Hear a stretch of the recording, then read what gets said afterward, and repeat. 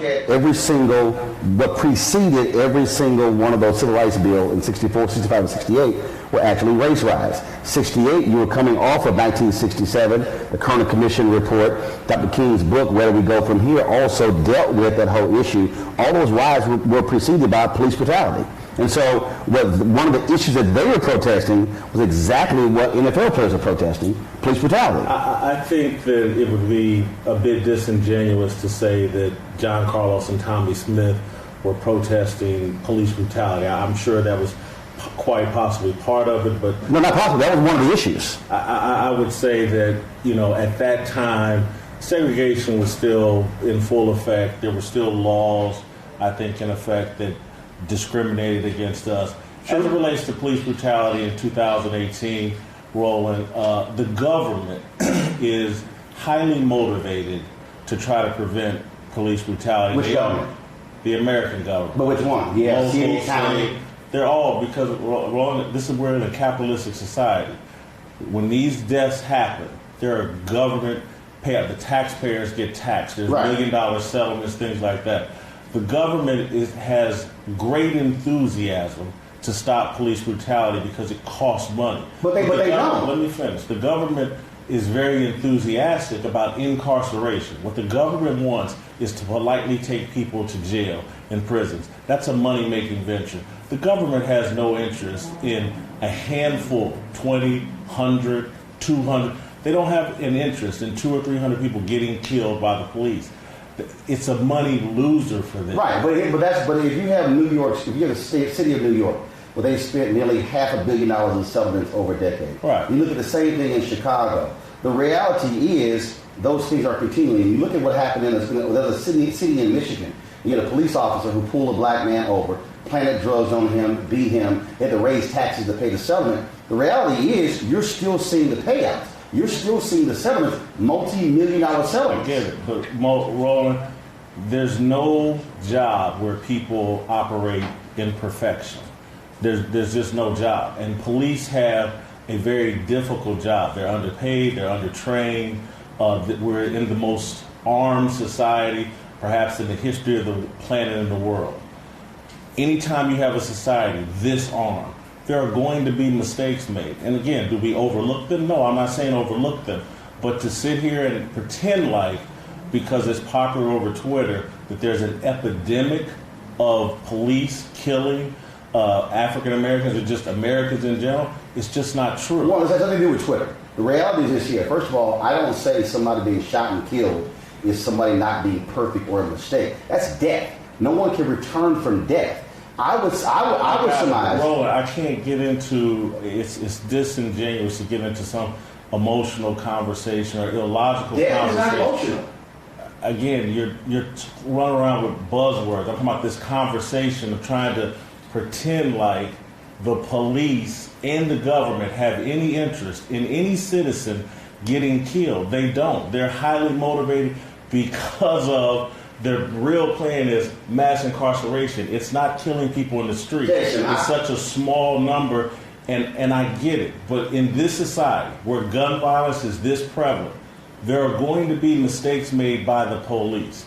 Just like there's a difference between mistakes being made and when you have. First of all, I've covered city government. Gotcha. I've covered county government. Gotcha. I've actually been in the room when politicians were having to deal with these issues.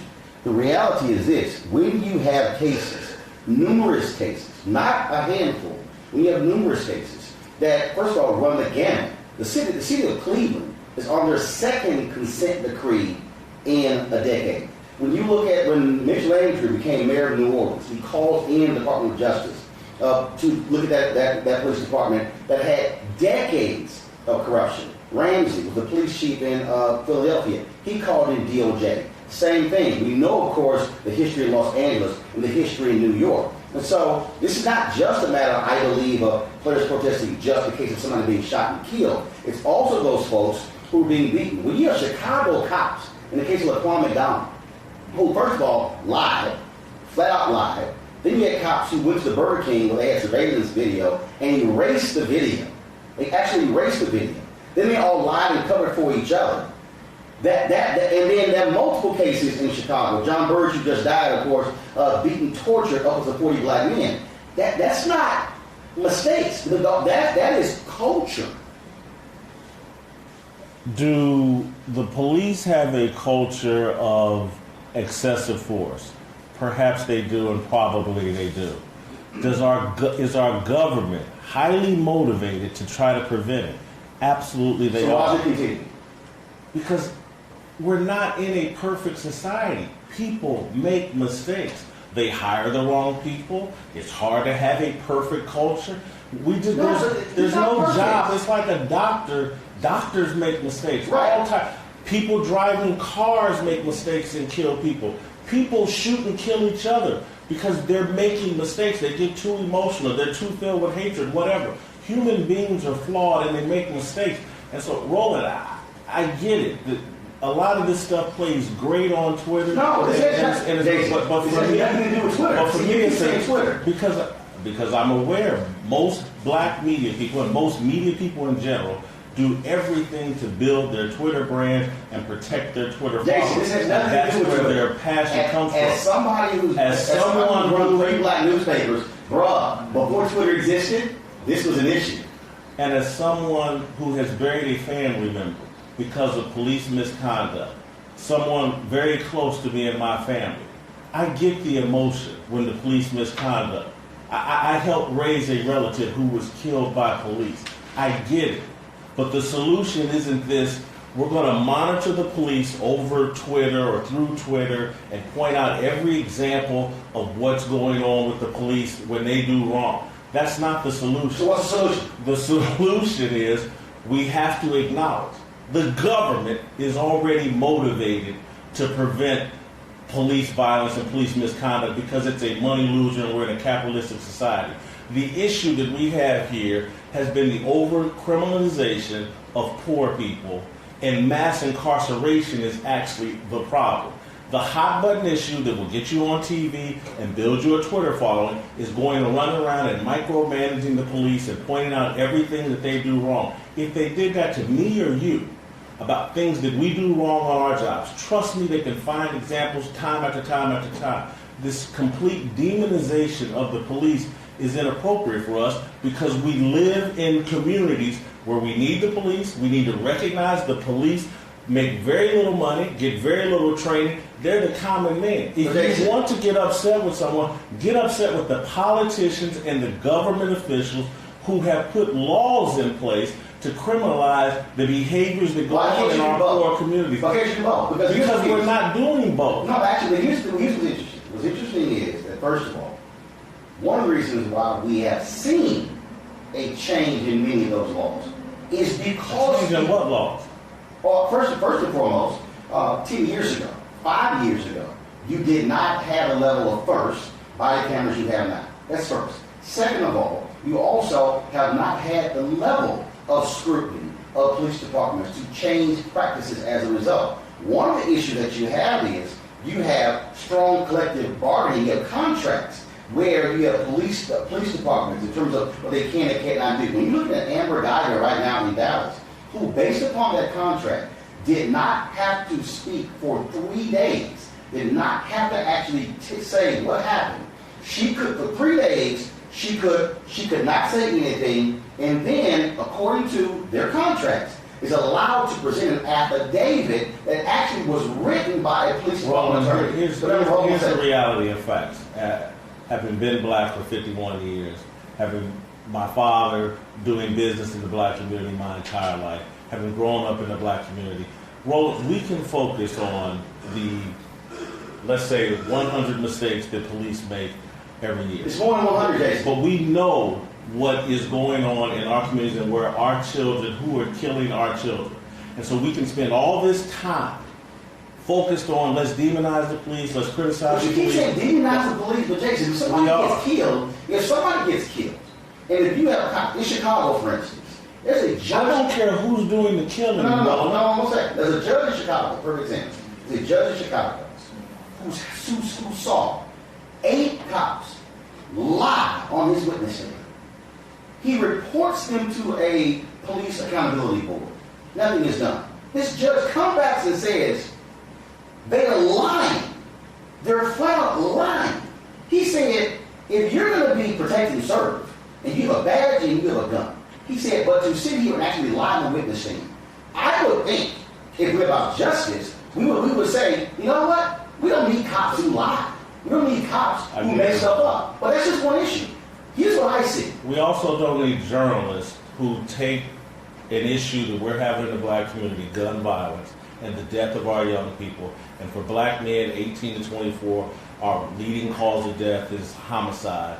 We don't need journalists who say, no, let's focus on this smaller issue that's damaging young black men and ignore this issue and have all the conversation. You're doing it right now. And have all the conversation about this issue and all the athletes taking the knee about this issue instead of us as black people saying, hold on, we have some issues in our community, there's some things we can do, and there's some things we can ask the government to do. And again, the government is already highly motivated to prevent police brutality. They're not highly motivated to fix a corrupt criminal justice system that over-criminalizes our behavior and has us deal with mass incarceration. So Roland, what I'm going to say, Roland, is primarily, and what I do for a living is mostly talk about sports.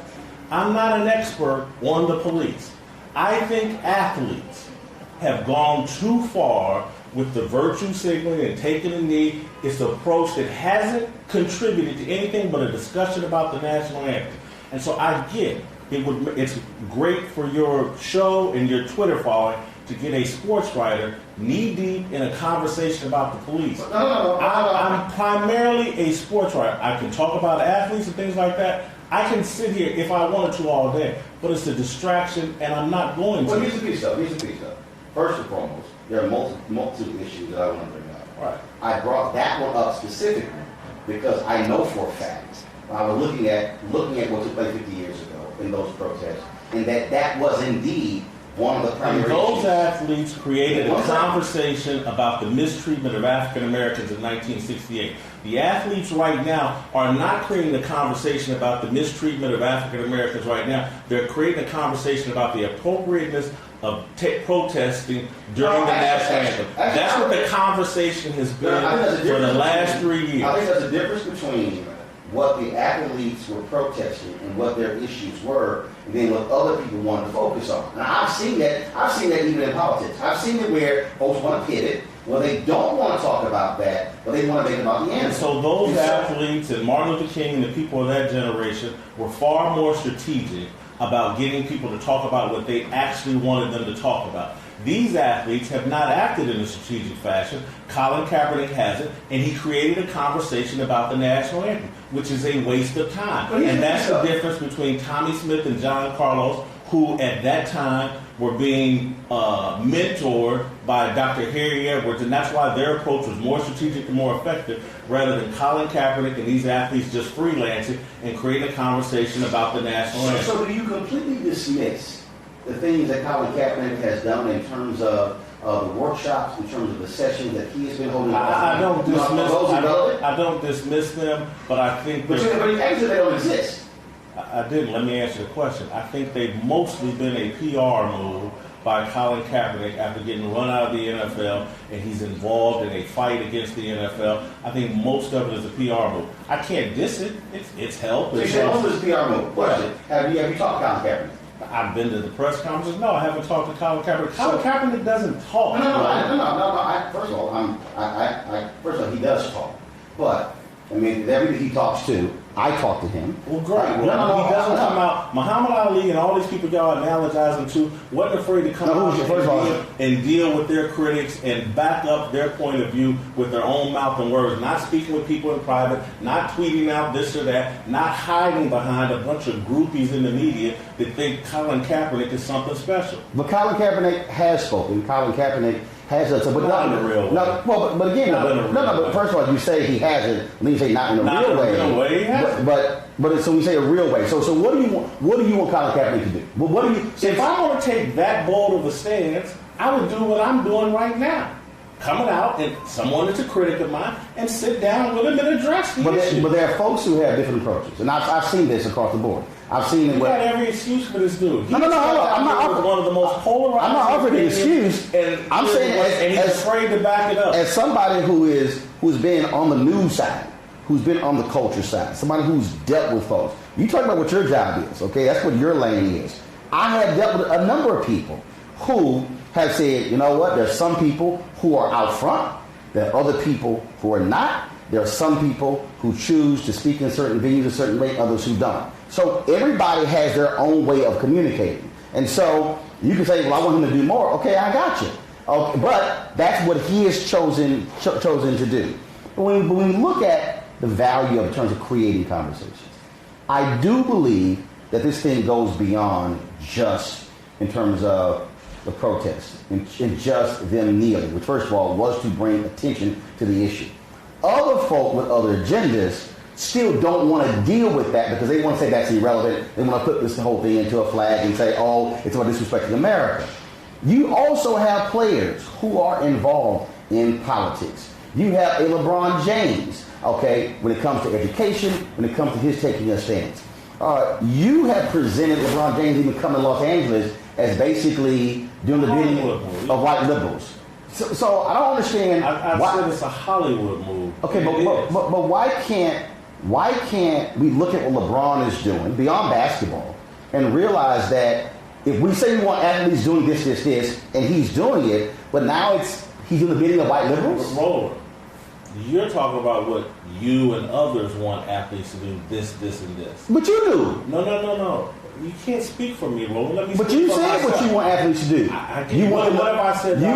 You said that you want athletes to put their money together and be able to create business and build institutions in black communities. But you've also called them stupid and dumb for protesting. And it's like, well, they're stupid and dumb. Are they stupid and dumb? Put their money together. Roland, I've done some stupid and dumb things in my life. And so when people have pointed out that that's stupid and dumb, I've done stupid and dumb things. That doesn't make me a dumb person.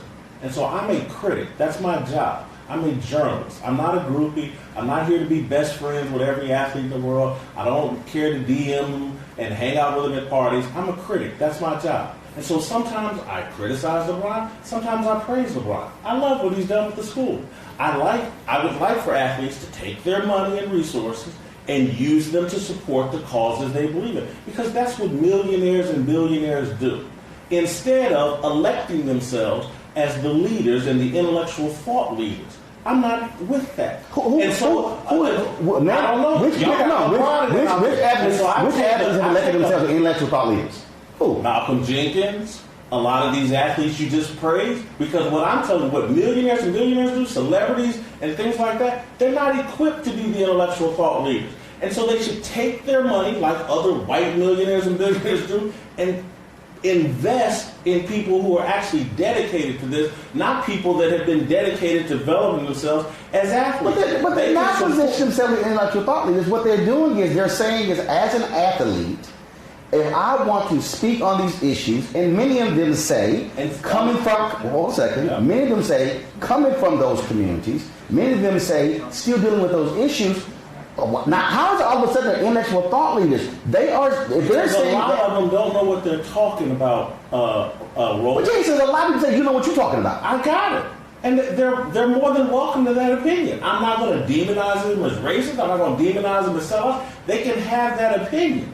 But what I'm talking about with athletes who have turned into millionaire celebrities, they're not John Carlos and Tommy Smith. They're not Muhammad Ali. This is not the 1960s. Muhammad Ali was connected to a black empowerment religious sect controlled by Elijah Muhammad and Malcolm X. Yes. He was connected to something real. That has been our tradition, connected to the church. This stuff I'm seeing from athletes, there's no connection to the church. There's no spiritual foundation to it. There's nothing. But here's the piece. I see athletes doing way too much. They're not connected. Just like John Carlos and Tommy Smith were connected to Harry Edwards. He was a part of that. I don't see that same connection. I see athletes freelancing and standing on the basis of Twitter and guys like you that gas them up and can do no wrong. I'm not with that. Well, first of all, let's do a couple of corrections. One, when you say can do no wrong, you're wrong. Okay? Because as somebody who's actually sat on these panels, as somebody who's actually... One second. As someone who's actually had conversations, There's a difference between sitting on television and opining and you don't even talk to the guys. But there's a difference when you actually get out from behind the desk and be a journalist and go actually talk to them where they are. I've actually had the conversations with Jenkins, with Ben Watson, with Bennett, with Colin Kaepernick. And so my perspective in terms of what they're doing is totally different because, frankly, you haven't. I have talked to Malcolm Jenkins. So here's the piece. So you talked to Malcolm Jenkins. You just said I have. You talked to Malcolm Jenkins. I have. So how would you say that he doesn't know about these issues when in Philadelphia they made the attempt and brought juvenile justice leaders and brought others to the table to meet with Lurie, to meet with Goodell. They actually went out in the community to do that. They've done that. Again, and this is where I'm saying the athletes are wrong. Because I don't want the athletes getting meetings with Roger Goodell and the owner of the Philadelphia Eagles to move into a lane they're not qualified for. There are actual people, politicians, community organizers, real people, not just celebrities and names, Roger Goodell, Jeffrey Lurie, blah. There's actually real people who have expertise in these issues. And so, again, I've talked to Malcolm Jenkins rather extensively here in LA when he came out to do our show, sat in my dressing room for 30, 45 minutes, and we went at it. And I think his intentions are good.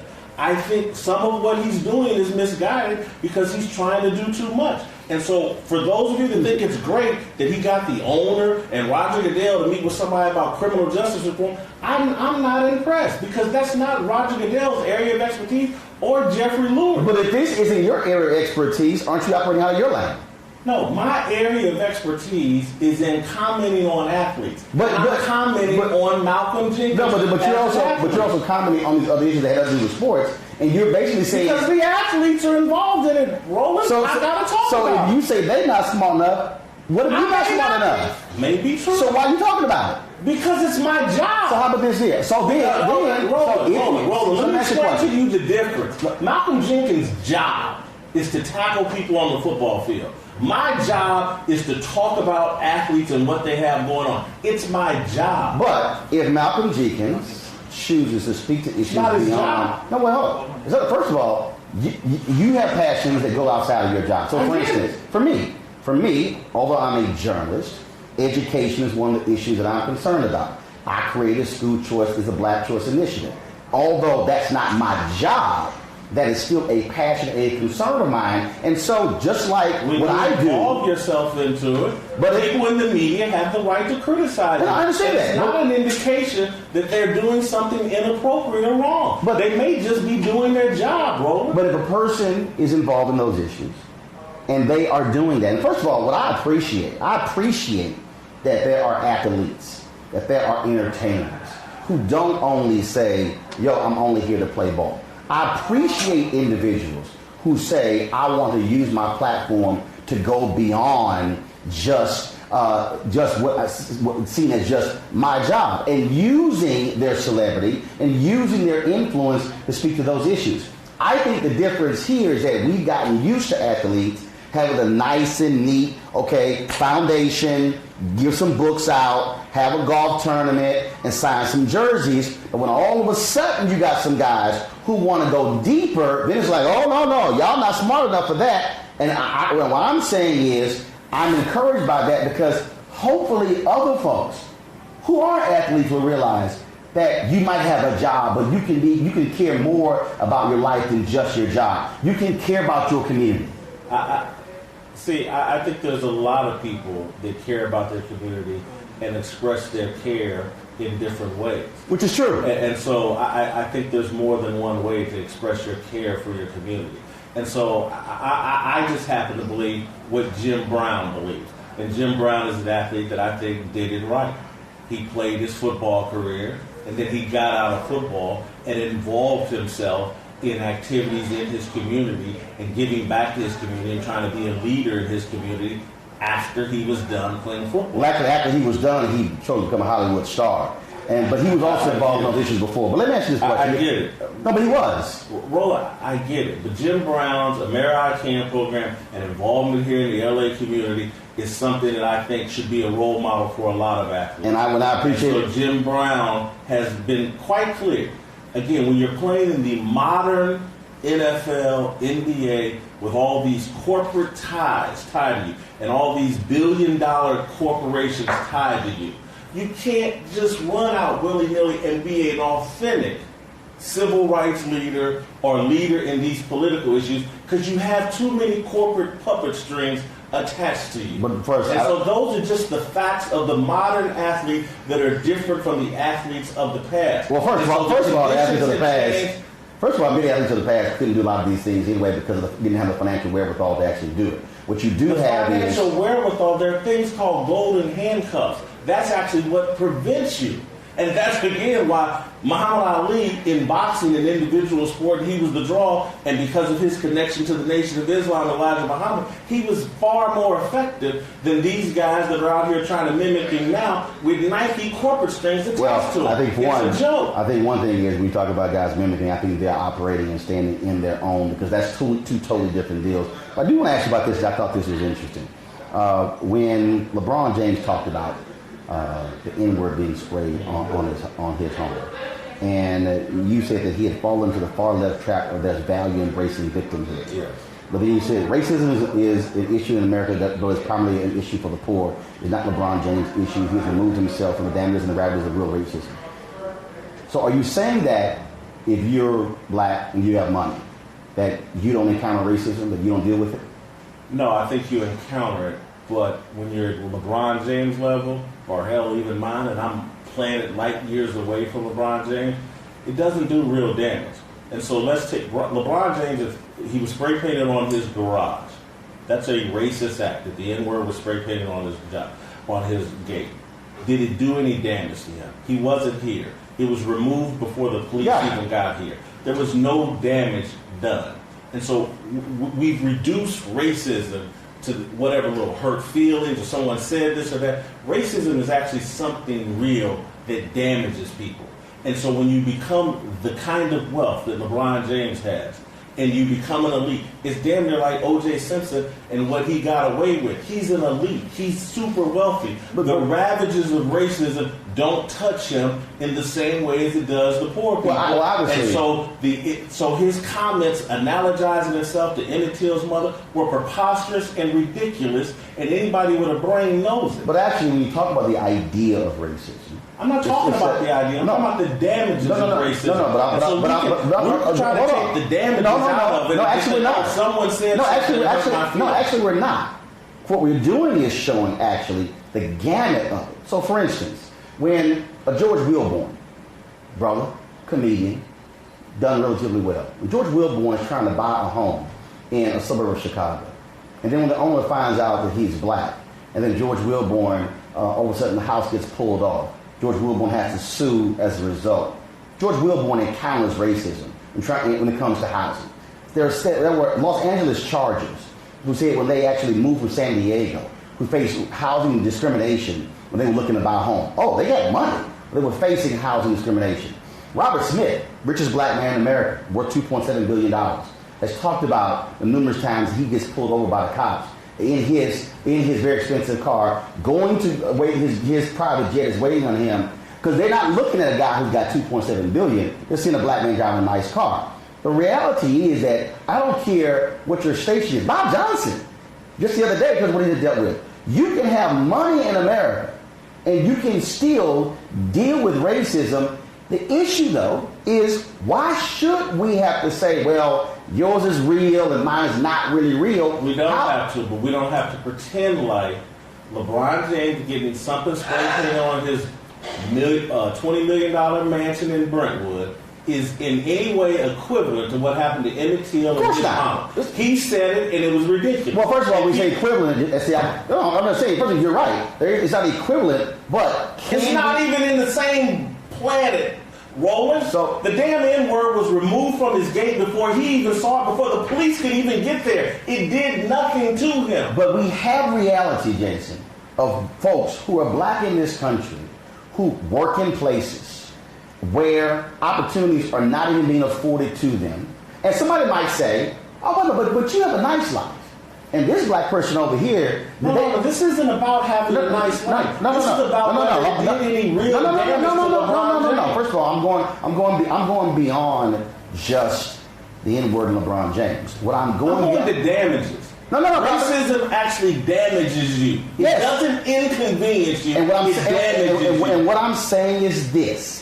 To be black in this country, we want the same thing white folks have. And that is to be able to drive, to shop, to go to work, and not have somebody do something to us that is racially motivated. And what I'm saying is, the reality, even in 2018, is you might have a lot of money, you still you may have to encounter the reality of racism in America. And so, if there's any white people watching, what they would argue is, you think nothing ever happens to me bad on the job? Nothing racially motivated ever happens to me on my job? There are white people that would, and again, may not be at the same rate, may not be at the same... Not even close. Not even close. Oh, who knows? I can't speak for white people. Actually, if you go to the EEOC, you can do that. Because that's where typically the claims are made. I get it. There's some people make claims, some people don't.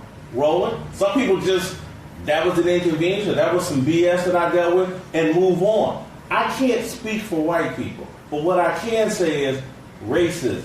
And what we should be fighting against is the racism that does real damage, because it is there. I get for Twitter and for the media and what will get you on TV. If you sit around and come act like LeBron James having the N-word spray paint. Oh my God, this is almost. So let me ask you a question. Let me ask you a question. You keep saying real damages. Yeah. Do you believe that it is real damages when you have African Americans who are locked out of Wall Street?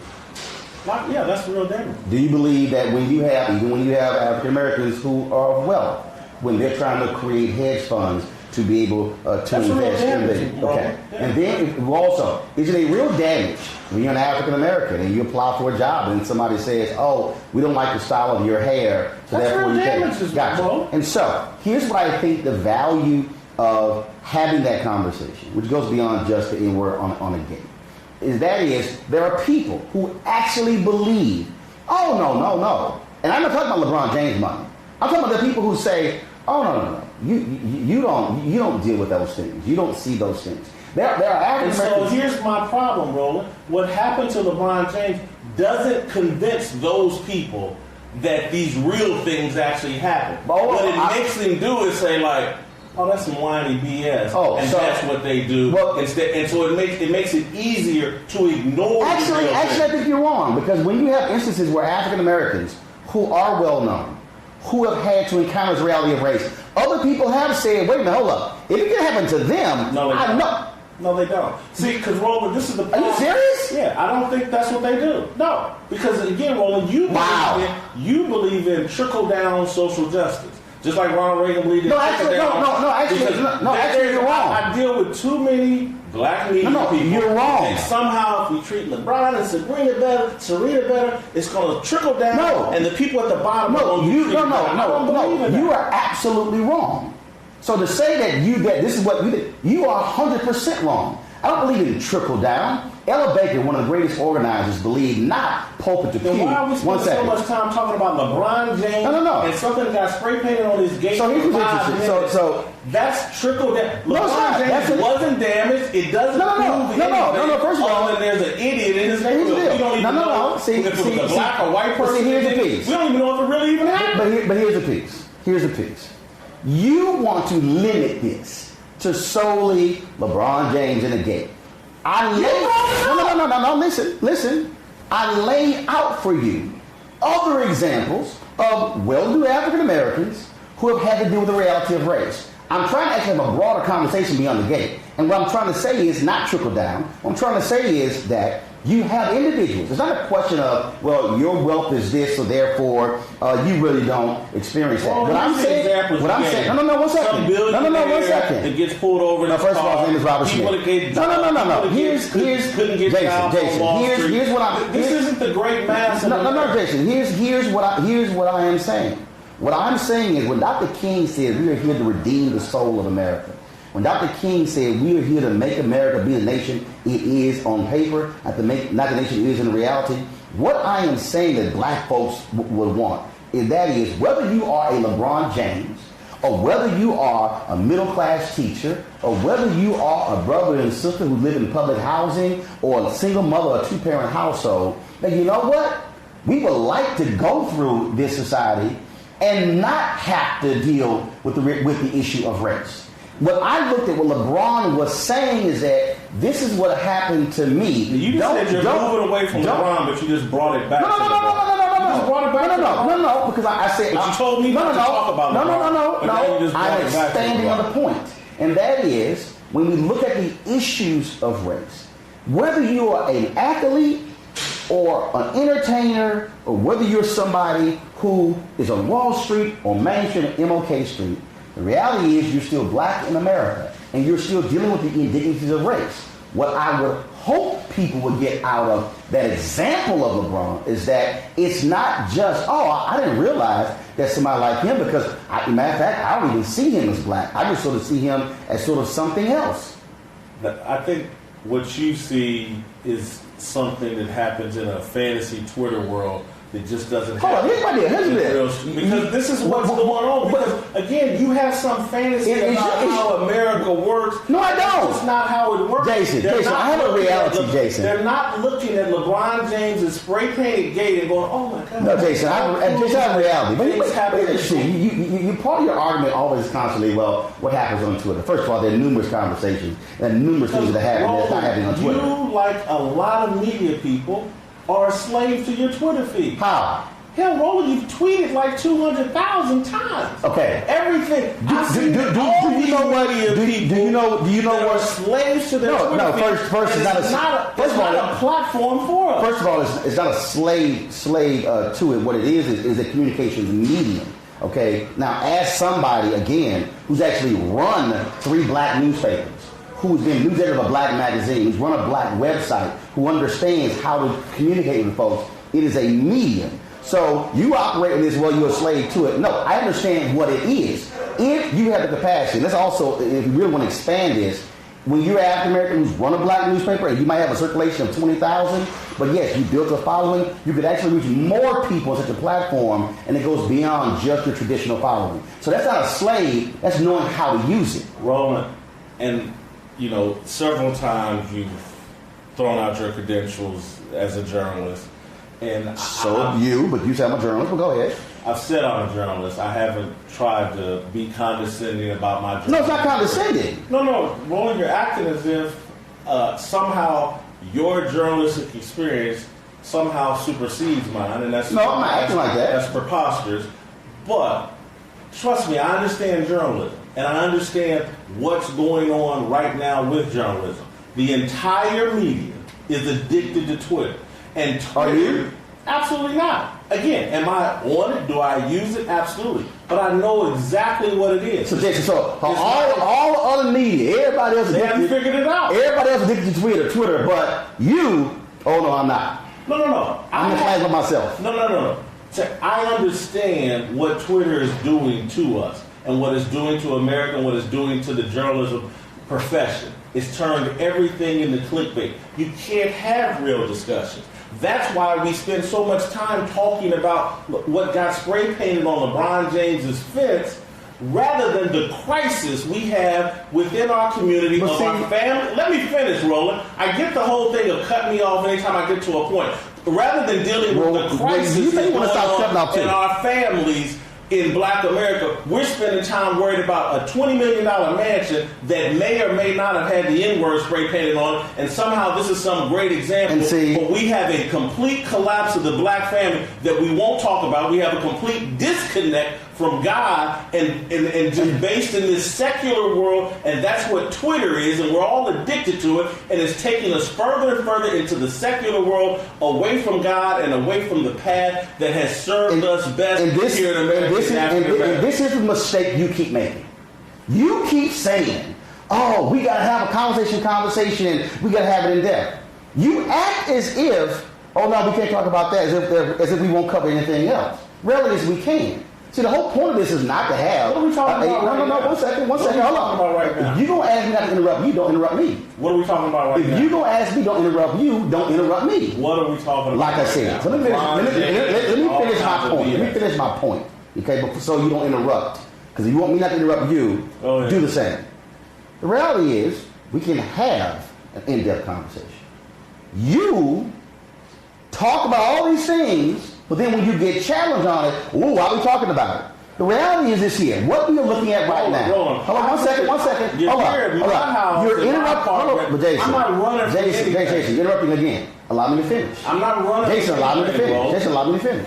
No, you said, oh, why are we talking about this here? Why are we discussing this here? Why are we discussing these things here? Because those are things that you've discussed. Those are things that you discussed numerous times. If you don't think that the protesting and the Colin Kaepernick and that's what you do about nothing, why do you keep talking about it? Because Roland. In fact, your Twitter feed, you Twitter, you've been complaining when he got the award from Harvard. You sent multiple tweets. If there's no big deal, if everybody else is a slave to it. Multiple tweets about what? When Colin Kaepernick got the award, the W.E.B. Du Bois award from Harvard. I said something about him not streaming. You posted about three or four different tweets. And so they said what? Tell me what they said. I'll pull them up. But what I thought is what I think is interesting is if none of these things matter, why do you keep talking about it? Because Roland, as I've explained to you, my job is to talk about what's going on in sports and who's making news in the sports world. My job dictates that I talk about Colin Kaepernick. His protest was one of the biggest deals in the history of sports. It changed the conversation about the NFL. It's my job. But if you're saying, well, it's no big deal, why we talk about it? So let me ask you this question. I have a job, man. Well, first of all, we all have jobs, but there are a number of things that we can also talk about, and we can actually say, you know what, I don't think that's really important. I can talk about this in sports. I mean, we can actually do that. I have a job that's tied to television ratings and connected to what the massive audience wants me to talk about. I can't just talk about what I want to talk about. I have a job. I have bosses. So what you're saying is that you talk about these things because it's also part of the ratings game. It's part of my job. Right, but then you complain. I'm in television. Yes, ratings are a part of television, Roland. Okay, but you just complained and whined about people using Twitter for clickbait, which is the same as ratings. It's the exact same thing. Yes. Roland. You said, this is what you said. Too many people in the media are concerned about clickbait. That's what you said by Twitter. Dude, that's the exact same as you saying that's about ratings. 140 characters. 280 characters, reduced, dumbed down conversation that makes everybody have a dumbed down. Well, actually, you can now send tweets. You can actually send about 10 or 12 consecutively, so it's more than 280. But it makes everybody have a dumbed down, divisive conversation. This is where I think, frankly, you're being a hypocrite. You just said it's about ratings. I got to talk about it. Part of my job is to talk about sports and certainly to drive television ratings. Which is clickbait. And if somebody else's job is to utilize Twitter for the same thing, but you say they're bad, but you're good. But let me ask you this question. Twitter's a very dishonest platform.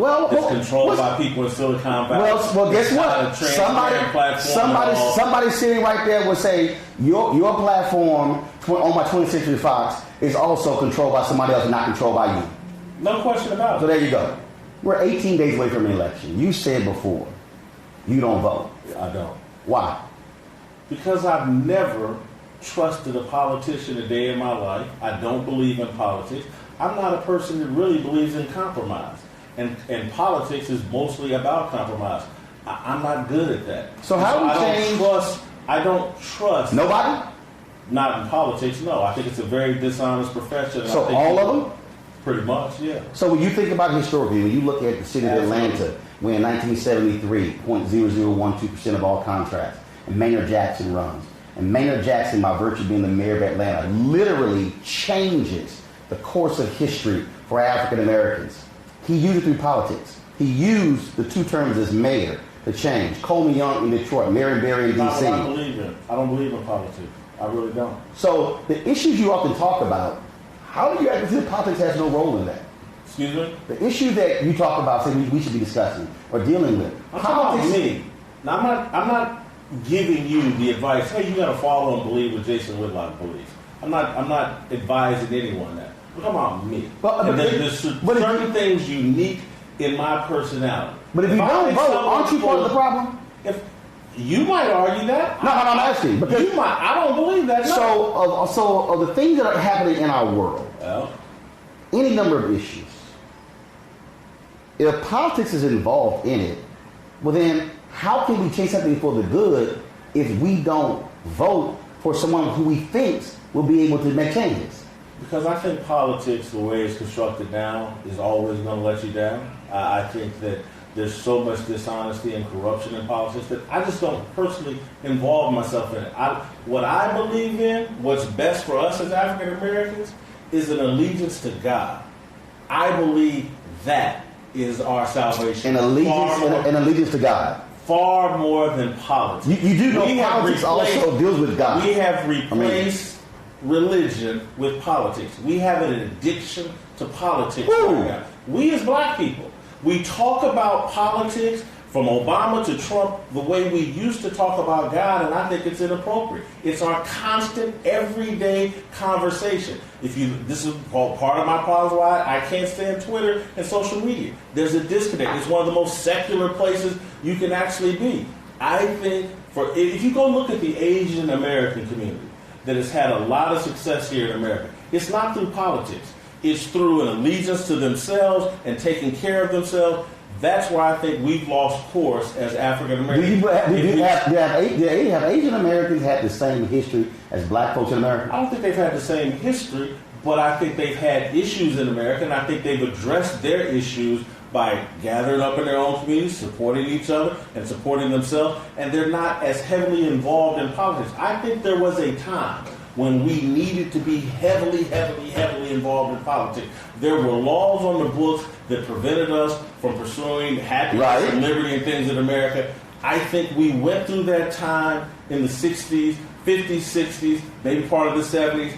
Again, I'm not suggesting to the rest of Africa that you disassociate yourself from politics, but I think we've overdosed on it. And we think our solutions are political. I don't. First of all, it's not solely political, and also, but it's a whole bunch of people who have lots of God, but also have no plan. The reality is this here. We can show the timeline of the role that politics has played in actually making our community a better community, but not only making our community a better community, also making our lives in America better. To act as if somehow that's irrelevant is crazy. And again, if I look for me, I didn't say it was a suggestion for Roland. So this is my personal opinion. So, what are your top 3 issues? What are they?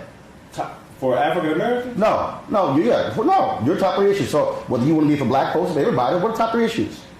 The number one issue I think facing the African American community is our breakdown in family, and I would couple that with our distancing ourselves from religion. I think those two things go hand in hand. Until we fix the black family and until we get right back with God, nothing good is going to happen for us. But when you say get back with God, there are millions of black folks who are in church every Sunday, who are in Bible study. There are numerous African Americans. As soon as they leave church and Bible study, they go straight to politics. They turn on cable TV, and they have an addiction to politics. You do know we had religious leaders in the 50s and 60s who were also heavily involved in politics. Get it? We had laws on the books in the 50s and 60s that drastically needed to be changed. We still have laws on the books that actually were set during those times that still have to be changed. The Florida Restoration voting initiatives right now dates back to a law in the 1880s. The governor of Virginia, who won Terry McCullough, when he wanted to extend voting rights to formerly incarcerated, all 13,000 at one time, the Republicans said, no, you have to do it individual. That dated back to a 1902 law where lawmakers said on the floor, we are doing this to keep the darkies from voting. And so the reality is to act as if somehow politics does not still have to hurt us or we somehow can't interact with it. Didn't say that. So, but again, though, I said for me, so I don't involve myself in politics. So and you look at the issues. My number one issues were. Actually, for three. You said I really only have two. You said the family and the black church. Family and spirituality. We have disconnected from God, and it's a mistake. Well, I would argue, especially as somebody who's the husband of a minister, and in terms of the folks who I also see, there's a significant number of us who are very much there with our religion, but I think there are a whole lot of us who also love to talk about what is happening in our society, and frankly, are sitting on their behinds and not voting when it can actually impact it. See, I know there are politicians who are good people. There are people who are there to do the right thing. If you go study the history of the planet, if the family's not connected, nothing can grow from that. If the family's not together, nothing can grow from that. And so we can put all the laws we want on the books. Yeah, but if our families are in disarray and our children are being raised by grandmamas and aunties and cousins and things like that, nothing is going to happen. And as long as we are disconnected from God, nothing good will happen. But here's what I also realize. There, in a long time, for a whole lot of us, have been connected to God, have been praising and worshiping, and all of that. And we have still been broke. We have still been locked out. You can be the most holiest of holy person, and you can be on a job, and somebody can make a decision that, nah, you ain't getting promoted. You can sit here and lay hands and heal people all you want to, and you can still encounter that. What I am saying is, we can actually do both at the same time. And what I am looking at, and I talk about in terms of what is happening, I think if anybody who reads Dr. King's book, Chaos or Community, where do we go from here? What he laid out in that book, where he talked about the institutions that can play a critical role in saving black America. He said the black church, he said the black press, and he said the black professional organizations, which includes fraternities and sororities, because of their infrastructure.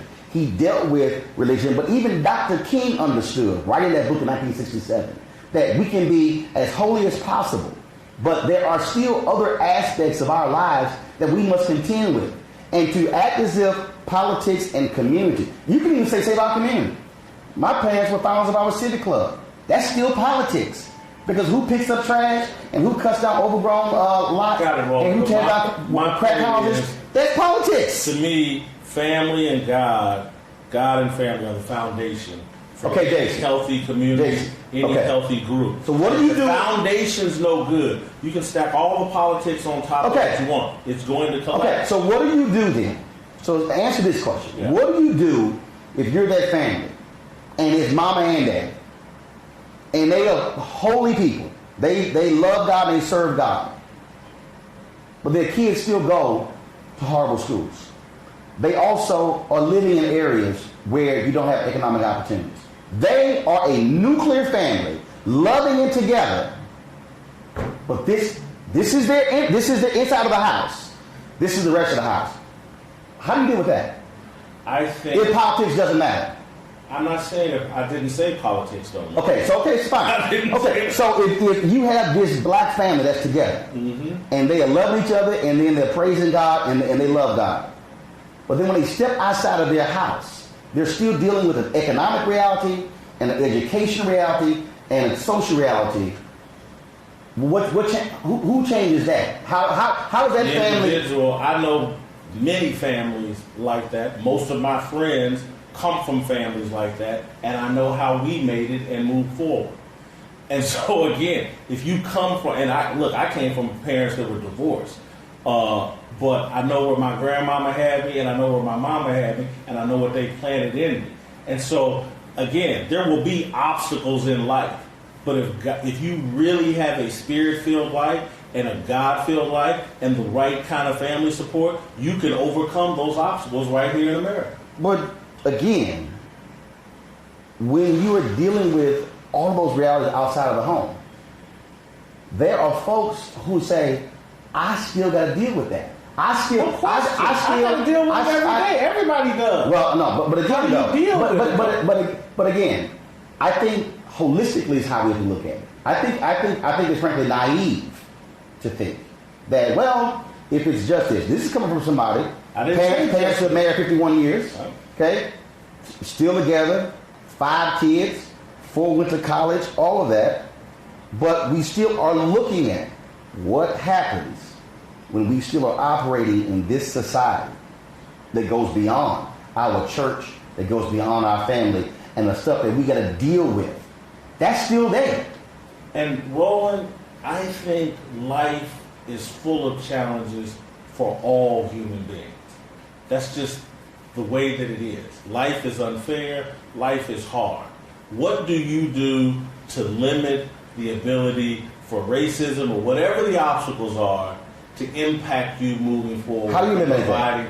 How do you limit that? I think how did me? How would through education, through self-responsibility, through accountability for myself, to taking care of myself and not making irresponsible decisions that make it so when I face an obstacle, I'm able to overcome it. So if it's education, yeah. And when we also look at the reality of the type of schools that our children are in, when we look at the inequities of those schools, not just big city, but also rural as well. Again, we can even, first of all, in the history of black folks, in 399 years black folks have been in America, we can say, oh, that person. But if you talk about a collective, we still have to accept the reality in terms of where we sit collectively in the United States. And if education is one of those areas, that's one where you damn right we better be involved in politics, because that plays a huge role in what schools get built, the amount of funding that goes to those schools, so and give us those opportunities. Here's my position, Roland, is let's be involved in politics. But let's do it from a foundation of family and God. And then we can start making better decisions when we enter into making those decisions along politics.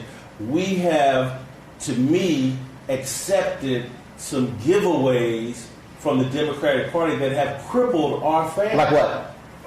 The whole welfare system, the whole system, to be quite honest with you, integration was a mistake, Roland.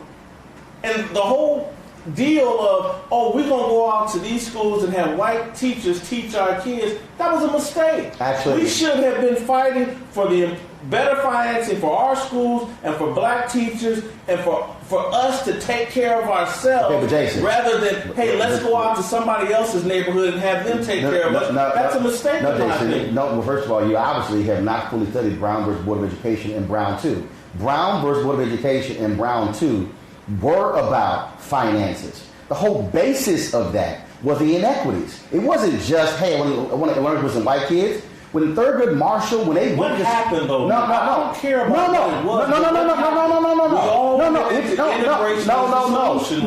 No, and that's where you're wrong. We didn't all run into it. No, we didn't all go into that. What happened, still happened, was you had black folks who were saying properly fund. You had people who were saying, but that's not what we did. No, you see, that's not what we did. You act as if somehow we had this whole other institution that was there. What you still had was you had folks who were saying, okay, this is how we're actually going to move and make this thing possible. Here's what black people knew. Black people knew y'all got the money. Y'all got the resources. Now, all of a sudden, when it came to how our schools looked, the books that you were reading, the uniforms that you had, all those different things, it came down to money. The reason they were fighting Brown versus Board of Education was about money. The reason they fought integration or even kids sitting next to each other was about money. And the reason we still have inequities in education today is because of money. White parents moving out the suburbs, saying, you know what, we want our money to stay in our neighborhoods. We don't care what y'all neighborhoods are like. That's about money. The entire education system is set up based upon property taxes. That's based upon money, which is based upon race and wealth. Roland, money is not the solution for every problem. Let me ask you a question.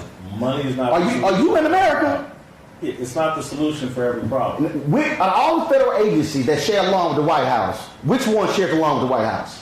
Which one shares a lawn? Yes. There's only one federal agency where you can play flag football on a White House lawn. I don't know. What? Treasury. You want to understand America? White House is power, Treasury is money. Power, money, money, power. Do you know what's right across the street from Treasury? Bank of America. Most of our banking institutions. If you don't think America's about money, that's what America's about, money. No, I didn't say America wasn't about money. Well, we better have a money conversation. I said money doesn't solve all problems. And as I explained to you earlier when we go back to the conversation, that's why I said, and you just said, money explains a lot of America. And that's when I say... That's America. Yeah. When police brutality is a money loser for the government, trust me, the government is interested in stopping police brutality. You know what's going to stop that? I'm telling you what's going to stop police brutality. Not money. Money. No, it is. No, it is money. No, it is money. You know what's going to stop police brutality? When taxpayers don't have to pay the bill, when you can take a police officer's pension. Trust me, when a city no longer has to pay the legal fees of a cop, trust me, that cop is going to think twice before he beats somebody with a baton, because if that person goes, wait a minute, that's why... The cop might also think twice before he enters a neighborhood or enters a dangerous situation. No. That may be the solution. No, that cop, trust me, if that cop then goes, wait a minute, if I beat somebody... They're doing it all over the country, Roland. You can look at the murder rate in Baltimore after the Freddie Gray riots. It's been going on all over the country. And that was because those cops did not like the fact that somebody was holding them accountable.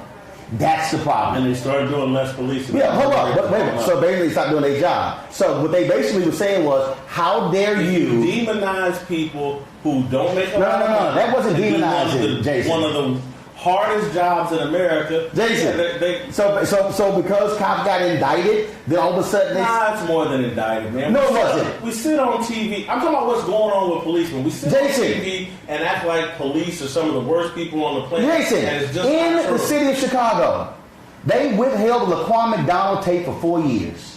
They did not want the tape released, and then they lied. Roland, I know you can go to point to No. I'm showing you the example. The cops in Chicago. I get it. They did something inappropriate. I get No, it. not The cop inappropriate. went to jail, No, Roland. not inappropriate. Laquan McDonald is dead, and the cops lied. The cop went to prison. And what the cops did was they said, "How dare you indict one of ours? We gonna stop working." They don't want any accountability. That's most people, Roland. But these are people who have guns and badges. I get it, Roland. Who can take your life. People, dude. That is they're human beings, Roland. I know they're human beings. But they raise their hand. But guess what? They don't want accountability. There's a level of power that they have that you don't have. I got it. And you know what? What comes with that badge and that gun is a higher level of accountability. And damn it, they need to be held accountable. And it can't be, oh, you're demonizing. No. For the cops who do good, yo, celebrate them. But the cops who do bad, you damn right go after them and not coddle them. And I'm not going to excuse it as it was a mistake or it was an accident. Because I've actually dealt with the issue. Well, when you say perfection, personal life, no profession is preferred. None is perfect. But there are few professions where you can shoot and kill somebody and get away with it. That's what it is. One of the questions I got to ask you about. You almost ran out because I got No. Just a couple more questions. Are we at halftime yet? Is anybody? 6 minutes to the second quarter. All right, go ahead. Couple more questions. We look at what a number of athletes are doing. Grant Hill, things that he's involved in. Chris Webber, things that he's involved in. When I look at the Bennett brothers, I'm looking at athletes who are obviously totally different from previous generation of athletes because of the level of wealth that they have.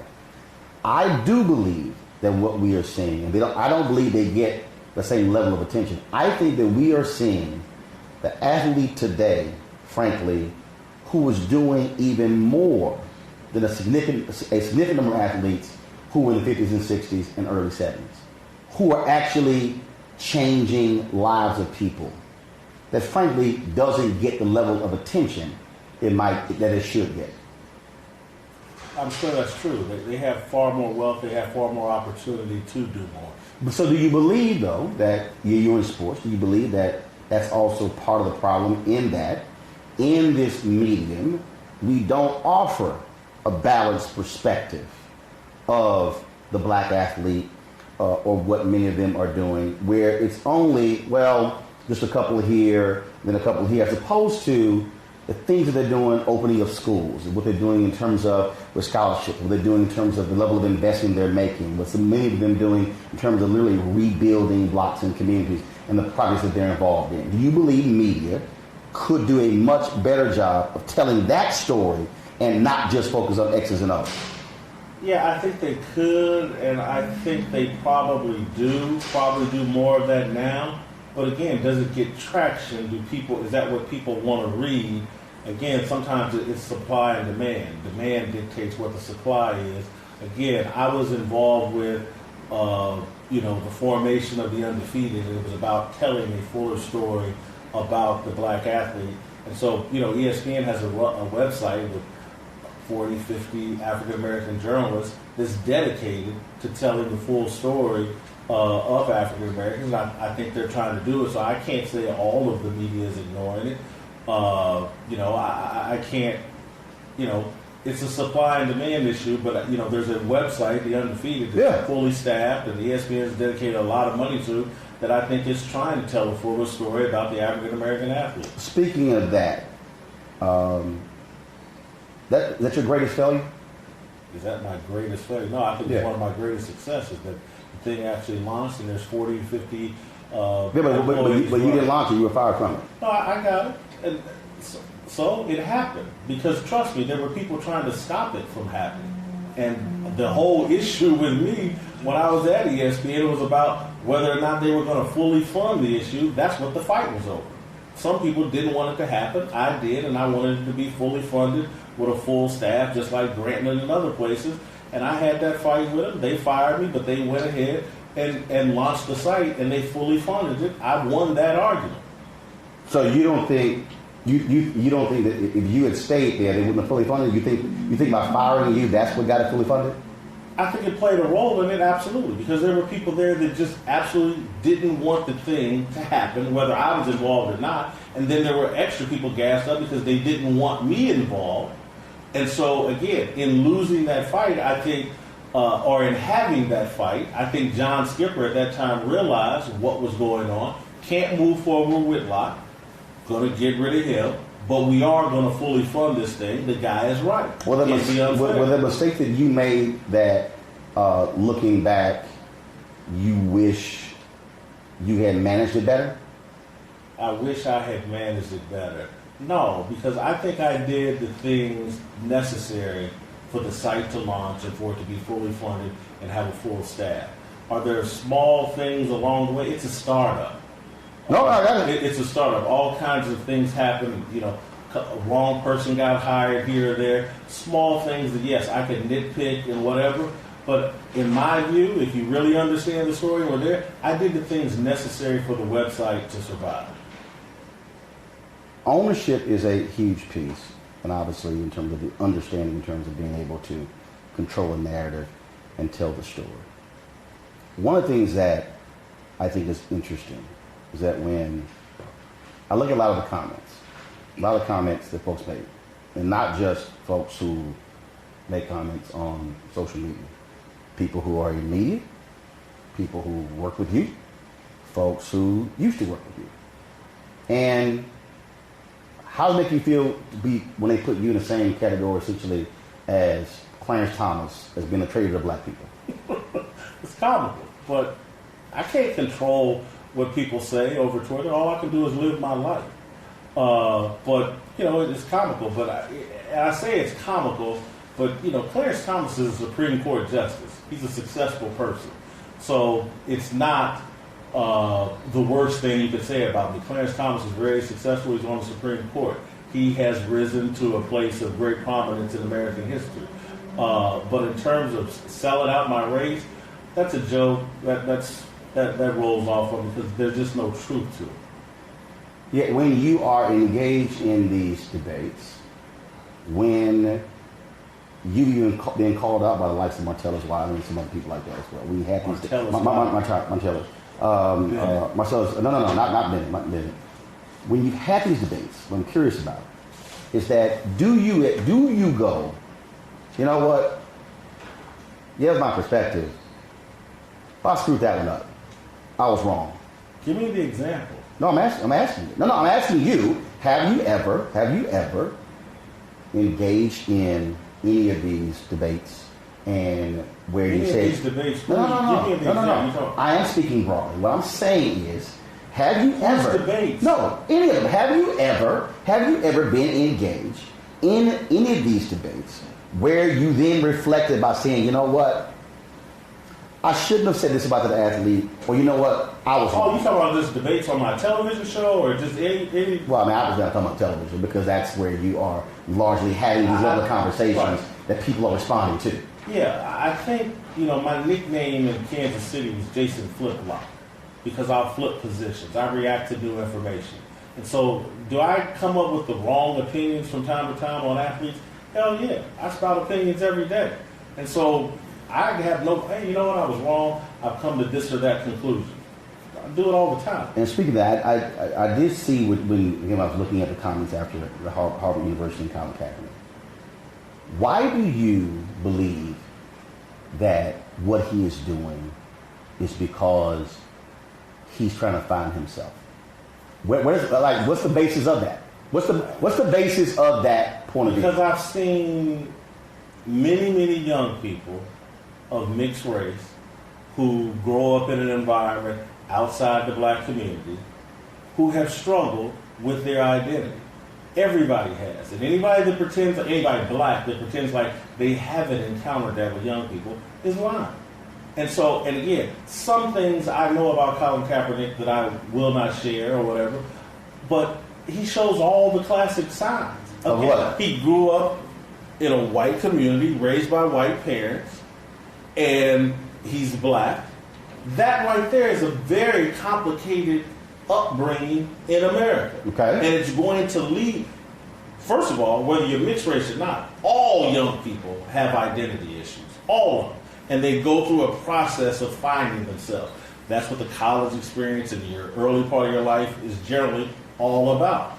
Colin Kaepernick's are more complicated because of America's racial issue and his upbringing and things like that. And so when I see a guy go from being the party guy that's all tatted up to voila, I lose my starting job and now I'm baby Malcolm X or Angela Davis and I got a black fist in the air, it rings to someone who's trying to find himself. Or could it be somebody the reason I think that's important, because when you articulate that point of view, it should be actually based upon something or substance that's tied to that person. When you say all people, first of all, everybody's different. Okay, everybody's person goes through trying to find themselves. Yes, and what I'm saying is that there are people out there who might be 18 or 19 or 20 who aren't having the same issues as somebody else who's 18, 19, and 20. But to say that about him, and then to say as if, well, it's that, and he's doing these things only because of his girlfriend, things on those lines, and you don't know.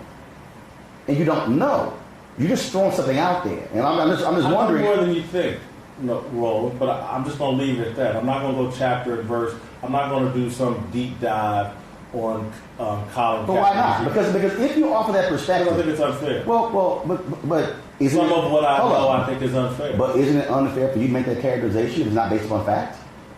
I do believe it's based on fact.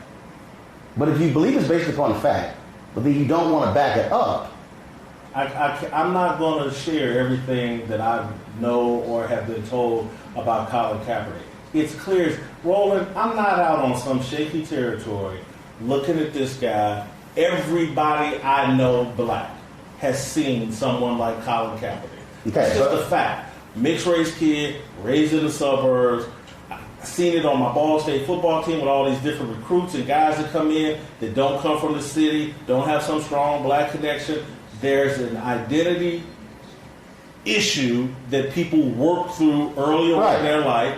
He, in my opinion, is still working through those issues. I don't say that. I don't say that maliciously or derisively. He's a typical young person. But Jason, it comes off as malicious. It does. It comes off as just like this is a fact of life. But that's not how it comes. An overweight person. But that's not how it comes off. Some sort of issue that causes them to overeat. But that's not how. That's not a malicious statement about overweight. So you're not concerned about how it comes off because when people hear that, when people hear you associate who he is and what he has done, and then you throw in his girlfriend, you give this impression as if this guy, he's being led by other people, as if he hasn't come to that conclusion himself, and you give this perspective as, he's just this confused brother, and then with the baby Malcolm X, and then but happened to me, happened to most everybody I know. Every person I know goes through some kind of confused state or different state while they're trying to figure out their identity. I think his are a bit more pronounced than others, but I think his background is a bit more. Gotcha. Just like because a very similar background to Obama. But could it not be that you have somebody here who has gone through that and who has reached a point who has said, "This is who I am. This is what I want." Let me tell you why I don't. Why? Because anything that I reach some conclusion, and this is me, and he ain't me, but trust me, I can stand up and verbalize it and explain it. I don't hide behind Twitter. I don't hide behind private conversations with Roland Martin or whoever else. I come out and stand on it and defend it. But Jason, that's you. I get it. But also, you don't vote. And you said, that's me. And so, here's the deal. It's interesting to me that you want to give space to say, this is me, this is who I am, but you don't want to give space to him. Roland, if you have some opinion about me not voting, or me overeating, or me about anything, you have a right to that opinion. I'm not going to go lay down and cry, oh my God, Roland. But Jason, that's a different. I'm a public figure. I can have opinion. He's a public figure. Right. He took a highly polarizing position. He stood out there like he was man enough to deal with whatever came with him. He's not. This goes beyond the position. I'm asking a very specific question for a reason. And that is, when you opine, when you say that, again, you paint this picture that, y'all, this is nothing but a confused biracial. He don't know what he's doing. He's crazy. He just is all of that. That's how it comes off. You know how many athletes, NFL athletes, that have told me that in private? Most of them. And so I'm not out here on some island all by myself. And there's most rational people can see it and express it privately. I just happen to say it publicly. He's a public figure that took one of the most polarizing positions in the history of sports. And so with that comes along some pushback and some people questioning your motives. When Muhammad Ali changed his name from Cassius Clay to Muhammad Ali, joined the Nation of Islam, said I'm not going to get in the NFL or in the military draft. That's a strong polarization. And you know what he came out and did? He stood on it, and you know what's interesting? And people said all kinds of things about Muhammad Ali and questioned his motives and said, hey, he's just addicted to this religious sect. And here's what I've learned. That's what people do. And here's what I've learned. What I've learned is when we want to, it's very convenient when we want to compare a Kaepernick to Ali because you want him to speak out. But then you take offense when others compare Kaepernick to Ali. You're literally bolstering your point of view by using Ali versus Kaepernick. Yet when others, because you said it earlier in terms of, people want to see him as baby Malcolm X or Muhammad Ali. You are using Ali to justify your argument, but when somebody else uses Ali just by the argument about Kaepernick, you say they're wrong. Roland, I'm saying he's not Muhammad Ali because he won't stand out here and defend his position.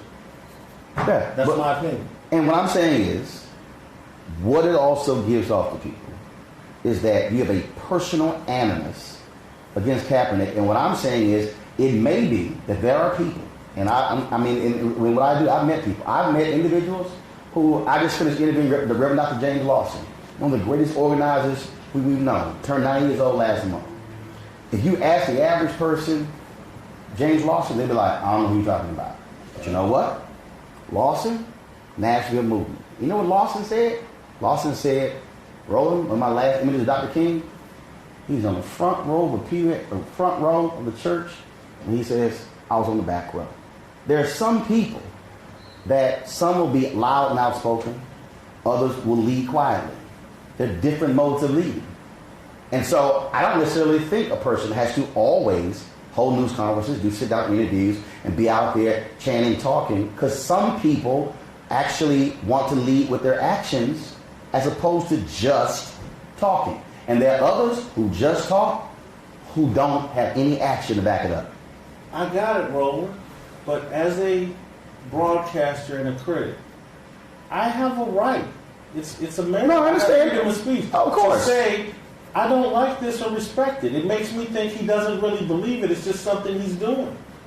Which also I think doesn't give enough space to their people who actually, that's how they present themselves. Doesn't give enough.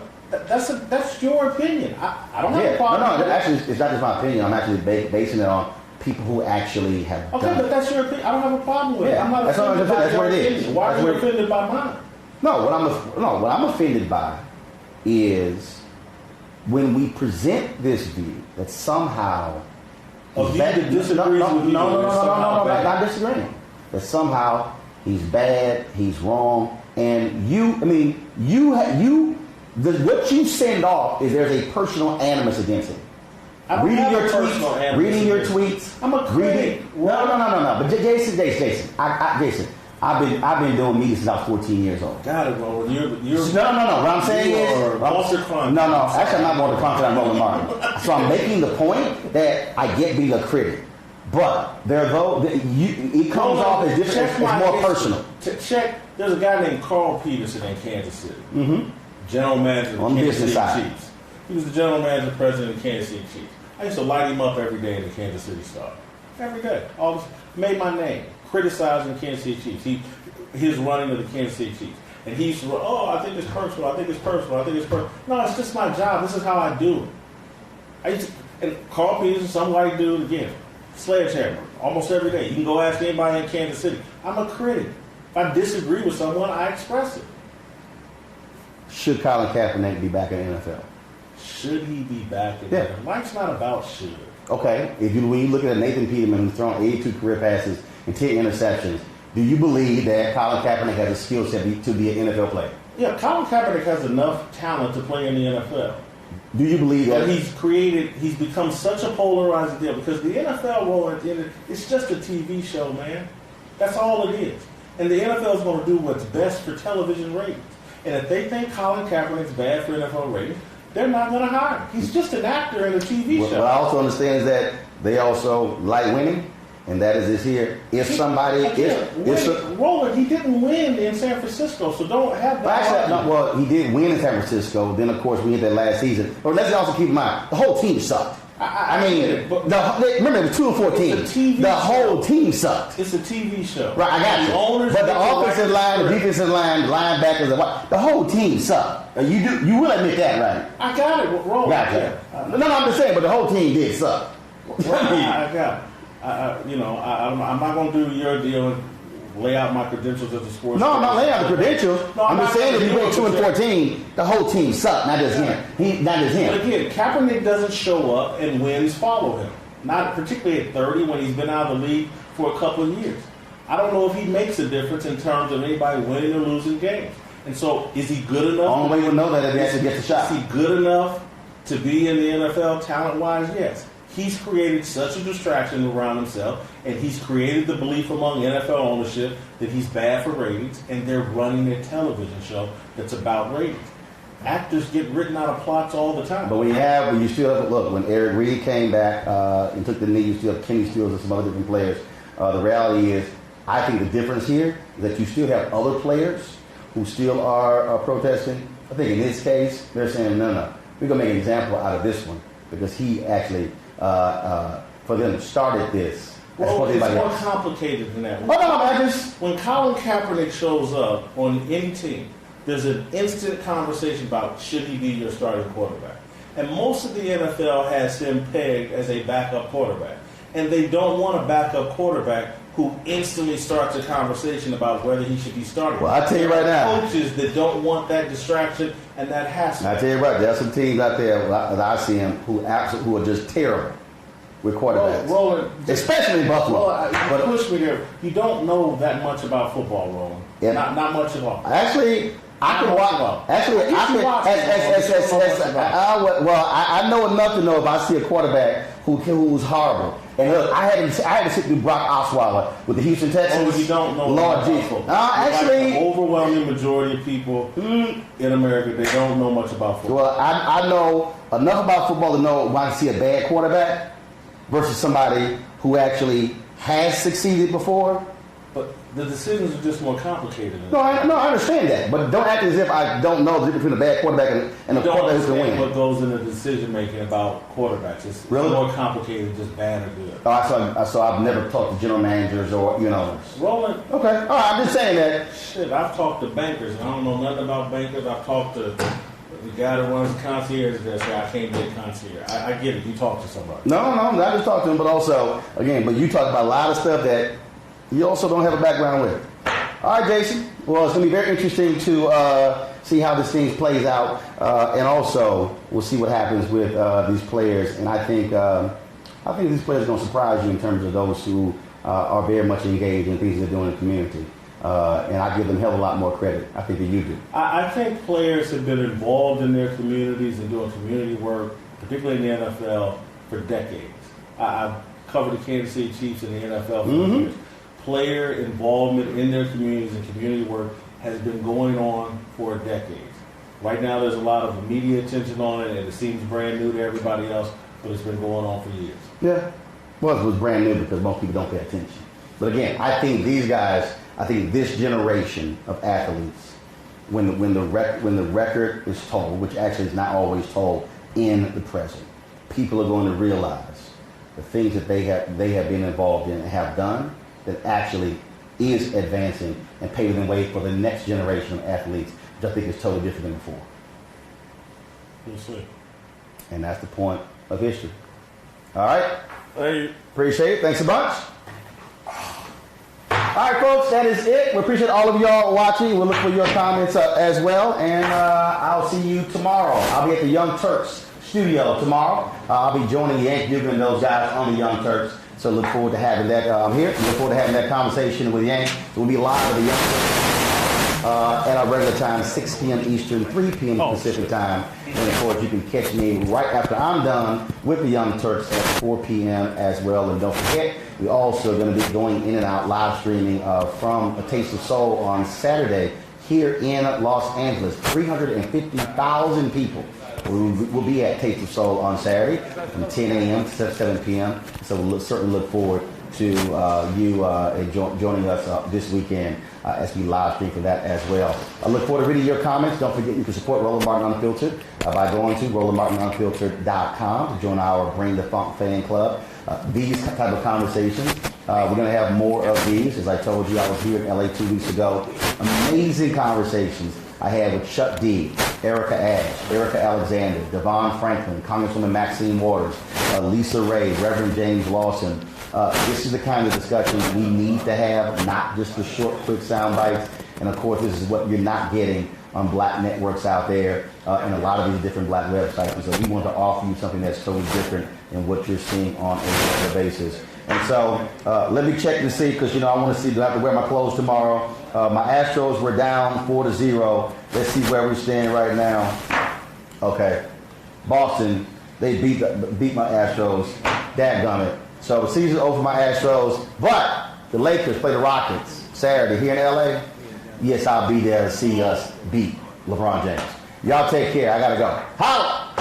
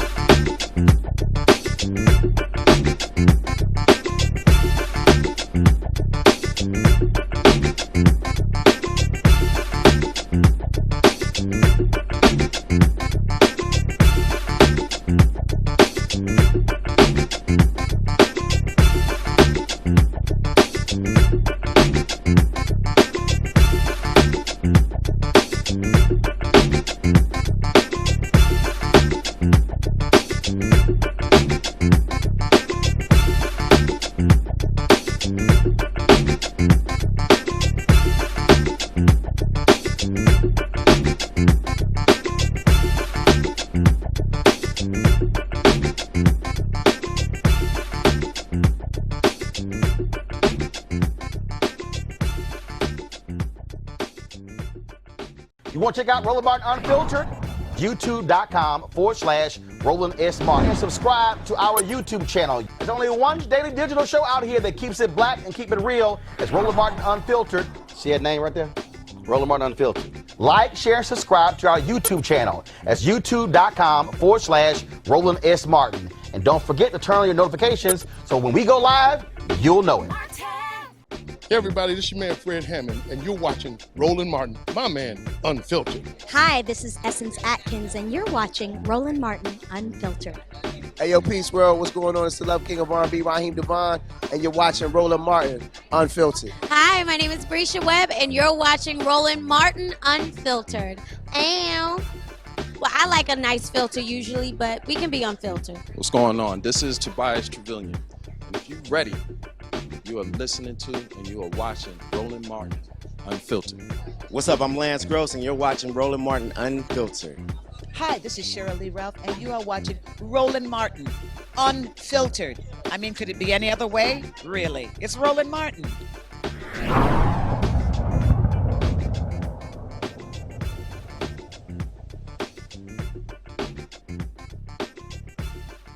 You want to support Roland Martin Unfiltered? Be sure to join our Bring the Funk fan club. Every dollar that you give to us supports our daily digital show. There's only one daily digital show out here that keeps it black and keep it real. It's Roland Martin Unfiltered. Support the Roland Martin Unfiltered daily digital show by going to RolandMartinUnfiltered.com. Our goal is to get 20,000 of our fans contributing $50 each for the whole year. You can make this possible. RolandMartinUnfiltered.com. Hey fam, want to check out Roland Martin Unfiltered? The blackest show on all of digital, cable, and broadcast. Check out our audio podcast. There's only one daily digital show out here that keeps it black and keep it real. It's Roland Martin Unfiltered. Press play.